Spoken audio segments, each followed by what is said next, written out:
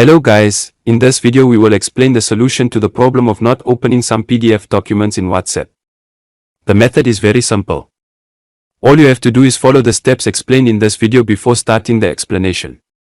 Do not forget to subscribe to the channel, like the video and share the video. Let us begin the explanation with God's blessing. The first step, my friend, is to go to the Google Play Store and download this application. Download it, and if you have it on your phone, update it. After that, my friend, go to WhatsApp, then go to the document that does not want to open, then click on it. If it gives you other options to open the PDF file you have, choose the WPS Studio application and the application will open.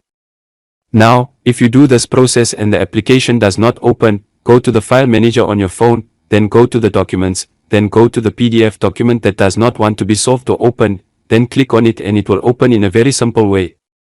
Sometimes the document does not open in WhatsApp, but if you go to the document to the file manager from your phone, it will open. This was the topic of today's video. I hope you liked it and benefited. Inquiries for any problems? Write your suggestions in the comments and we will meet in the next video, God willing.